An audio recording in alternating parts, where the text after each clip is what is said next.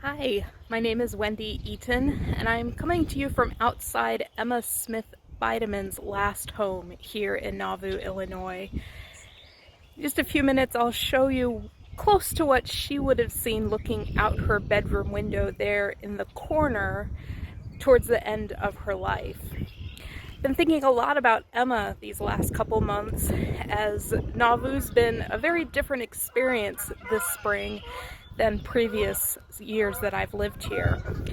It's quieter, there's less vehicular traffic, you hear the birds a lot more, and there are fewer people just wandering around the streets out here. So I think of Emma in those last 30 so years of her life. Maybe this is a little closer to what her springs would have been like. But I think of Emma, some of the first stories that come to mind are of the kindness she expressed to children. As she's living here in Nauvoo after the death of her husband Joseph, many immigrants and just new people are coming to live here in this community. And in Emma, they found someone who cared for them and would look out for them. The children especially recall in their adult years how many of their different excursions on the river, whether ice skating or swimming or just goofing off, ending up in the river unintentionally.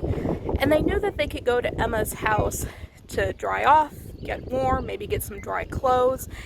And many of them always commented on how her cookie jar was always filled, as if anticipating the antics of these kids, needing somewhere to come after an unintentional dip in the Mississippi. I think of the sense of humor in some of the stories you hear from her family. There's a great story of when Louis Bideman is courting her, and he comes up to the house and makes this very extravagant bow, and in the process somehow manages to lose his toupee. And Emma recalls laughing greatly at that moment. Think of a letter that she wrote to her son Joseph, teasing him of how could he have possibly forgotten the taste of the cherries and the many trees surrounding the homes here, and then promising to set aside some grapes when he gets back from his most recent trip. And I think of what a steadfast strength she must have been to those children, guiding them through a childhood that in times was somewhat tumultuous, and watching over them as they entered into adulthood and navigating their own paths, doing whatever they could to make a better place in the world, probably due to a lot of the influence they had of her.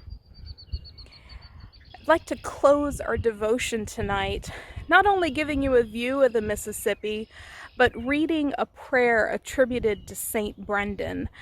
St. Brendan's often called the patron saint of navigators or sailors or people finding their way. And I really like the words of this particular version of this prayer. There are many versions out there. Just like I said, I like this one quite a bit. It reminds me of Emma, and it reminds me of the strength that all of us need as we're navigating this new world. Lord, I will trust you. Help me to journey beyond the familiar and into the unknown. Give me faith to leave the old ways and break fresh ground with you. Christ of mysteries, can I trust you to be stronger than each storm in me? Do I still yearn for your glory to lighten me? I will show others the care you've given me. I will determine amidst all uncertainty always to trust you. I choose to live beyond regret and let you recreate my life. I believe you will make a way for me and provide for me, if only I trust you and obey. I will trust in the darkness and know that my times are still in your hands. I will believe you for my future, chapter by chapter, until the story is written.